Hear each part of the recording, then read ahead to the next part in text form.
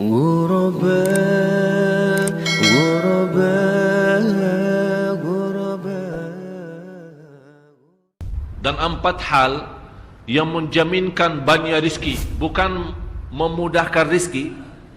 Tolong Bapak Ibu hafal, 4 hal bukan menjaminkan rizki, bukan memudahkan rizki, tidak. 4 hal mendatangkan rizki kemari.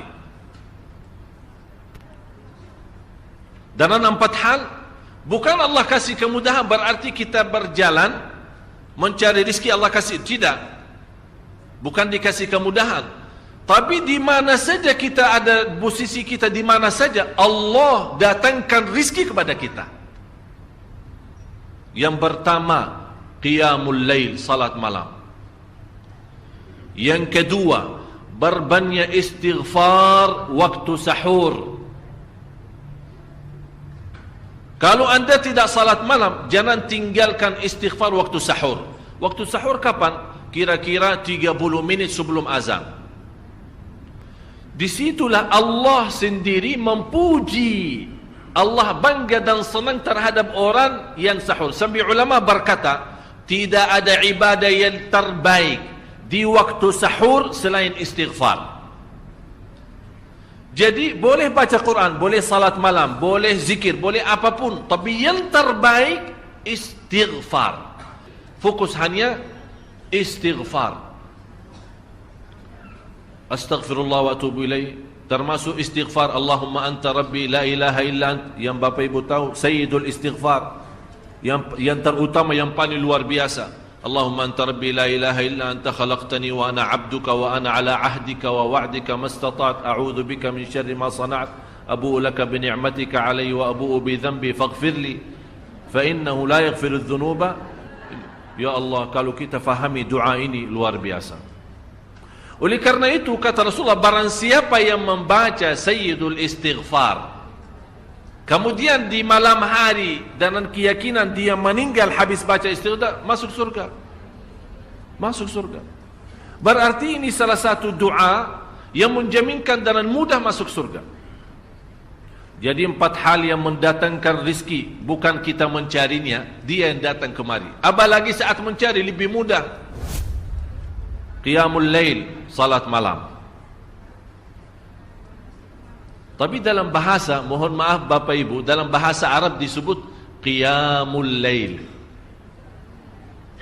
bukan salat. Tapi kalau diterjemahkan dalam bahasa kita salat. Tapi kenapa di situ qiyamul lail? Diberikan qiyamul lail, qiyam artinya berdiri, berarti lama. Saking lama berdiri dikaitkan jadi qiyamul lail. Qumil laila ya ayyuhal muzammil. Apa terus? Qumil lail, berdirilah saat malam. Berdirilah, bukan salatlah malam, tidak, berdirilah malam hari. Itu dahsyatnya di situ berdiri. Qiyamul lail. Yang kedua, berbanyak istighfar. Yang ketiga, berbanyak sedekah. Sebenarnya bukan istilah berbanyak sedekah. Kadang-kadang orang bersedekah 100 juta, udah saya sudah bersedekah 100 juta. Bukan itu. Bukan yang dimaksud berbanyak sedekah itu dari sisi uang itu banyak atau sedikit, bukan.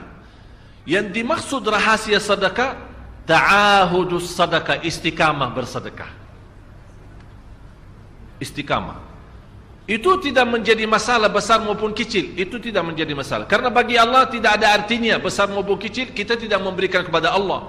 Karena Allah Maha Kaya. Tapi rahasia sedekah itu kita terus menerus sedekah. Siang, pagi, malam, pagi, besok terus, minggu depan. Tidak pernah berhenti. Setiap ada kesempatan selalu kita membawa sedekah. Itu namanya ta'ahudus sedekah. Ta'ahud kalau dalam bahasa sebuah janjian. Seolah-olah kita ada kontrak kerjasama antara diri dengan apa? Dengan sedekah.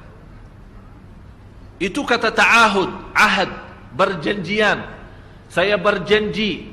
Seolah-olah ada berjanjian antara kita dalam sedekah. Jadi tidak boleh terlepas dari berjanjian, seolah-olah kita menghormati berjanjian. Bagaimana menghormati? Kita terus kerjasama. Kita beri, Allah ganti berkah sedekah. Kita beri lagi, Allah ganti masih terus. Kita beri, masih Allah terus ganti. Itulah dahsyatnya sedekah. Jadi Bapak Ibu, jangan nunggu hari tertentu, bulan tertentu, malam tertentu kita bersedekah. Jangan. Setiap kita merasa ada berita baik, ada berita maupun ada berita buruk yang menyakiti perasaan kita di rumah tangga kita, anak kita, suami kita, istri kita, apapun, langsung segera sedekah. Disitulah rahasianya. Ikatkan seolah-olah kita sudah membuat perjanjian antara diri dan sedekah dalam segala hal, hal senang maupun hal tidak, hal bahagia maupun hal sedih, hal bangga maupun hal lagi menghadapi kesusahan, kesulitan, selalu sehat dan sakit. Terus yang keempat, zikir, berzikir pagi hari dan sore hari. Berzikir pagi hari dan sore hari. Ini 4 hal Bapak Ibu. Berdiri malam hari, itu yang namanya tahajud, banjanya atau lamanya berdiri. Berbanyak istighfar waktu sahur. Yang ketiga, berbanyak sedekah. Sudah Bapak Ibu mengerti? Jadi istilah berbanyak sedekah bukan artinya harus banyak dari jumlah hitungannya, tidak. Yang keempat adalah berzikir di pagi hari maupun petang hari. Amman huwa qanitun ana al-laili sajidan wa qa'ima. Sajidan wa qa'ima. Jadi Bapak Ibu, saat kita berdiri lama, walaupun baca satu ayat, diulangi berkali-kali, walaupun baca surah pendek, tapi diulangi berkali-kali, tidak menjadi masalah. Bapak Ibu hanya hafal qulhu. Qulhu dibaca 3 kali, pahalanya seperti baca Al-Quran 30 juz. Ada seorang salih mengajak kawannya, sudah mendekati subuh, ayo bangun salat malam dan baca sepertiga Al-Quran. Langsung orang itu menjawab, bagaimana saya baca, sebentar lagi muazan. Bacalah qul huwallahu ahad. Salat malam dan qul huwallahu ahad. Jadi Bapak Ibu, yang saya harap, jangan susah fikir, ya Allah saya mau baca apaan. Tak usah susah fikir. Baca dan nikmati, yang penting nikmati bacaan. Walaupun qul huwallahu ahad setiap hari. Kalau kita pusing baca, Allah tidak akan pusing mendengar. Malah Allah paling senang mendengar bisikan bacaan dan bisikan doa kita malam hari. Allah paling senang mendengar bisikan doa munajat kita malam hari. Itu luar biasa.